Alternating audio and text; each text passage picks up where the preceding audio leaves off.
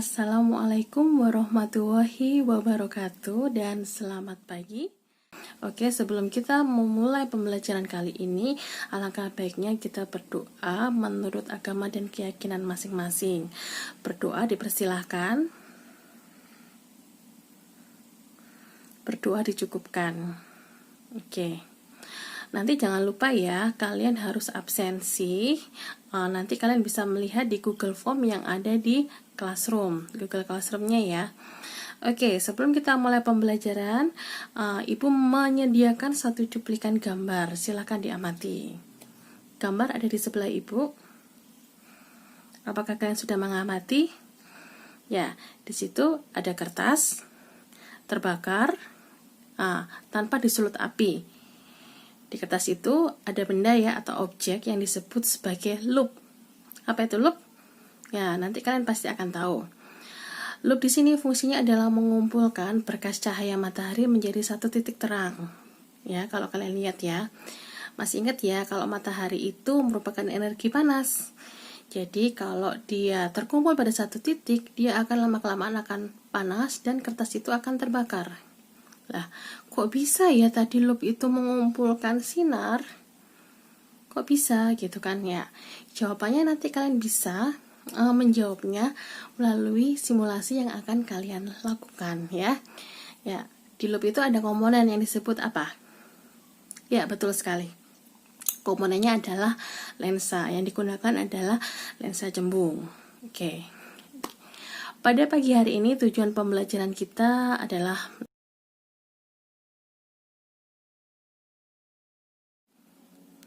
baiklah, sedikit pengantar dari saya tentang lensa. Apakah itu lensa? Lensa itu adalah benda bening ya, yang dibatasi oleh dua bidang yang melengkung. Di sini lensa mempunyai indeks bias lebih besar dari udara. Lensa sendiri itu terbagi menjadi dua, yaitu lensa cembung dan lensa cekung. Lensa cembung itu karakteristiknya bahwa bagian tengahnya itu dia lebih menebal dibandingkan dengan bagian yang pinggirnya, sedangkan kalau lensa cekung justru bagian tengahnya itu lebih tipis dibandingkan bagian yang pinggirnya. Kemudian untuk karakteristiknya nanti kalian bisa lihat sendiri pada bahan ajar yang sudah Ibu unggah di Google Classroom. Kemudian ada konsep ruang ya terkait dengan lensa. Jadi di situ lensa dibagi menjadi ruang 1, ruang 2 atau ruang 3. Itu tergantung dari jarak fokus dan jari-jari kelengkungannya. Jadi ruang benda 1 artinya benda itu terletak antara pusat lensa sampai fokus. Kemudian ruang 2 itu antara fokus sampai jari-jari kelengkungan, dan ruang 3 itu lebih dari jari-jari kelengkungan. Dalam menganalisis bayangan biasanya kita menggunakan sinar-sinar istimewa.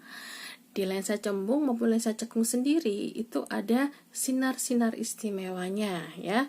Minimal kita menggunakan 2 sinar istimewa untuk menghasilkan bayangan. Dari situ kita bisa menganalisis bayangannya seperti apa nantinya.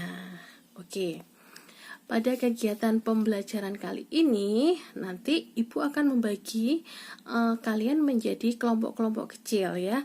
Satu kelompok terdiri dari 4 sampai 5 orang ya. Kita bagi sesuai dengan urutan absen ya. Misalkan nomor 1 sampai 5 kelompok 1, nomor absen 6 sampai 10 kelompok 2 dan seterusnya. Kemudian kalian unduh dulu LKPD dan bahan ajar yang sudah Ibu persiapkan di Google Classroom ya. Kemudian jangan lupa nanti ya kalau sudah mendownload kalian baca LKPD ya dan bahan ajar yang sudah Ibu unggah. Kemudian penugasannya ada 2, yaitu aktivitas pertama. Aktivitas pertama itu kalian melakukan simulasi. Simulasi ini kita menggunakan virtual lab ya dengan aplikasi PET. Di situ kalian nantinya menganalisis bayangan pada lensa cembung ya. Kemudian nantinya kalian menuliskan pada LKPD yang sudah disiapkan, diskusikan dengan kelompok kalian melalui WhatsApp group. Kemudian yang aktivitas kedua, di situ kalian akan menerapkan persamaan optik pada studi kasus yang sudah ada, yang sudah disiapkan dari Ibu ya. Silakan dianalisis, kemudian hasilnya nanti semuanya dituliskan di dalam LKPD. Kemudian setelah selesai, kalian presentasikan. Untuk mengerjakannya, waktunya adalah 20 menit ya.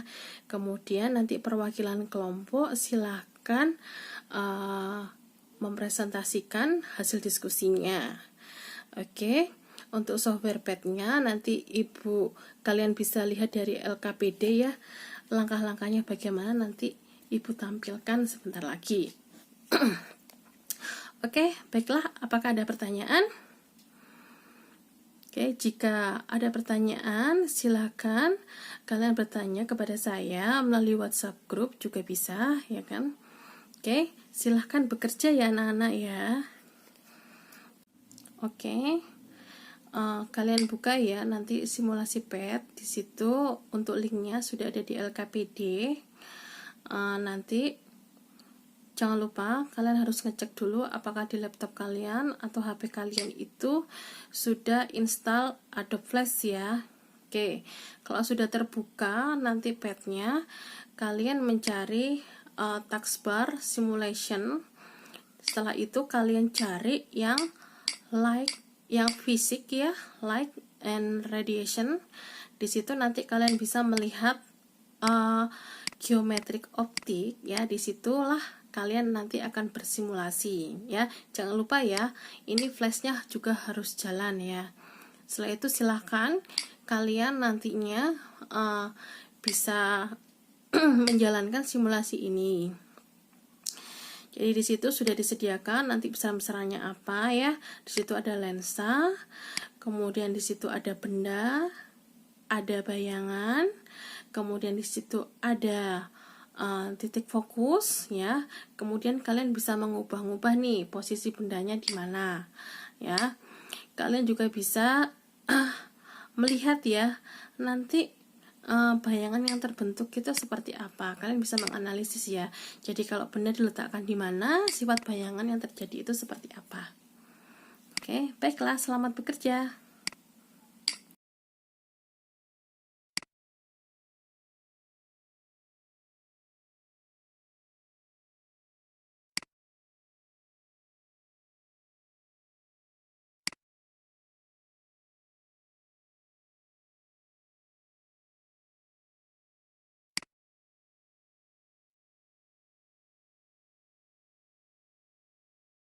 Oleh karena itu, mari kita simpulkan kegiatan pembelajaran pada hari ini ya.